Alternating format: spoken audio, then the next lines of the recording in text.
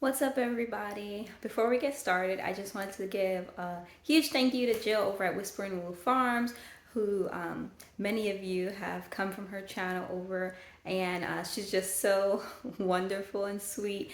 She shared one of my videos, a Dollar Tree haul video that I did a couple days ago, and many of you found me through her. So I wanted to say thank you to Jill and welcome to all of you guys. My name is Dom, and my family, my husband and my 4 kids, so it's 6 of us, moved to this 2.6 acre homestead 2 months ago. So October 18th, we closed on this house.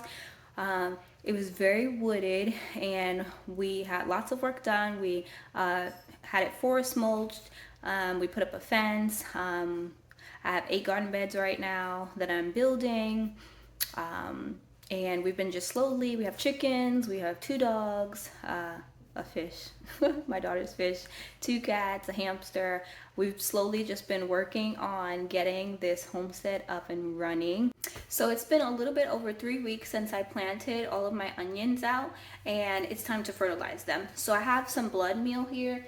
It smells funky, by the way, if you've ever not smelled blood meal. It stinks. But anyway, it's a 50-pound bag, and I am going to be fertilizing my onion bed. I planted out 540 onions in a no-dig kind of way, where I just put down cardboard and piled on compost and topsoil, as well as some worm castings and azomite and perlite at the time of planting. But onions are a heavy nitrogen crop, and so every 3 weeks I am going to be fertilizing with blood meal. I did put in bone meal at the time of planting as well, because it promotes healthy bulbing, and onions is a bulbing plant. So I was just reading the directions here on this blood meal bag, and it said that it needs 3 pounds for 100 square foot area, or 100 foot area actually, 100 square foot. My bed out there is only, I think it's 3 foot by 20, which is only like 60 foot. So I'm gonna just be taking 1 pound out of this bag and then sprinkling over in my garden. I will show you how to do that.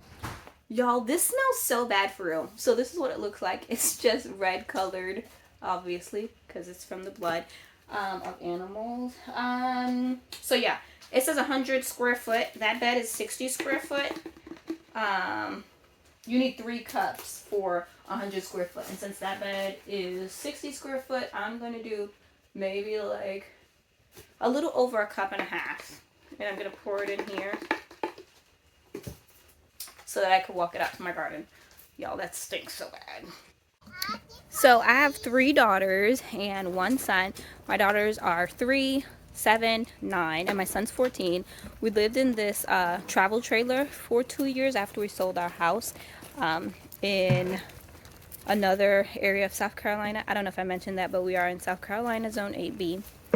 So this is my youngest daughter. Hi, Nail. Hi. She's 3. That's Nehemiah. Nehemiah 7. And then Anaya is 9. And this is the travel trailer that we lived in for 2 years. This is one of our dogs, a Great Pyrenees named Bucky, from, if any Avengers fans, Bucky Barnes. So this is the garden area that we've been working on.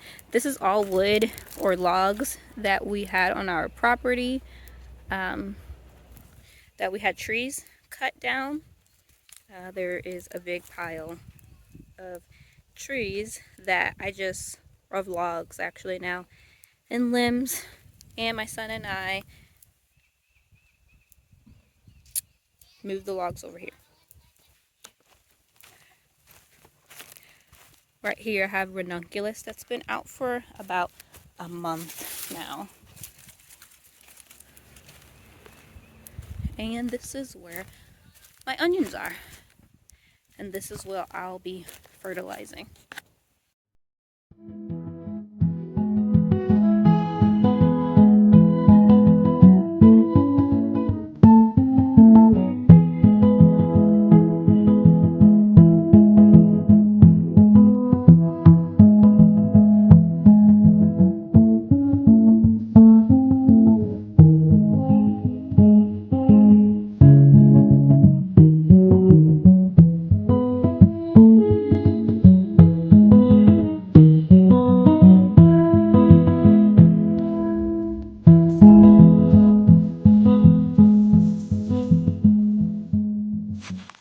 Okay, I got all that planted or sprinkled in.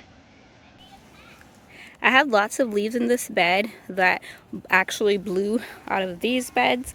We had these beds covered with leaves, and we had a really bad windstorm and rain come through a couple days ago and blow all the leaves over here. So I had to move some of the leaves so that I could get it down onto the ground. You can see the red color. Another option to feeding these onions would be fish fertilizer, and I do have some inside. I'm not sure where my watering can is at the moment, so you would just follow the instructions on that and I would water this in. I'll probably still do that, but I am glad to have this blood meal down, so that would give it a huge boost. And the roots should be established now since it's been about 3 weeks, and it would give it a huge boost in growing the greens and just getting really established inside this bed. And I am so excited. We do have some, I think, a freeze coming on Friday. It's going to be 32. When I first looked a couple days ago, it said it was going to be 28, but now it's saying 32. But then on, let's see, Sunday, it says it's going to be 30. And so we do have some colder nights coming. It's already gotten down to maybe like 34, and the onions have done fine. And so have the ranunculus, because those are a cool weather flower. And so I do look forward to seeing how this produces for me in the springtime. I don't know if you guys follow Homestead, but they're actually in, I forgot where they're at, but they planted their onions in October last year, and their onions did fine, and they were in a similar growing season. I think are they in Georgia? But yeah, so I planted mine at the beginning of December, and so yeah, we should see. It should be about, I think these were like 100-day, 110-day, or 95-day varieties. And so that means probably by March or beginning of April, well, springtime really, that these onions should be ready to harvest. While we're up in the garden, I figured I could give you a few updates. I do have so many daffodils sprouting, and it's not time for them to sprout. Let me show you. So along this row, all the way down through there at the front of the gate, I planted a lot of flowers that I knew deer wouldn't like, and I have daffodils sprouting everywhere.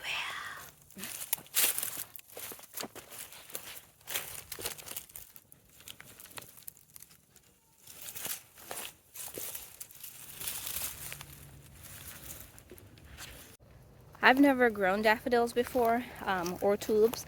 I have tulips that are sprouting as well. But everything that I was reading says that they should be fine if they're sprouting now, that they should just die back with the freezes that we're about to get, and then come back during the right season that they're supposed to come back. So I'll just leave those and see what happens. I forgot to mention, I am going to since I side dressed those onions, I am going to, with like a hand rake cultivator, I am going to go in and scrape it into the soil, but I need to go get that.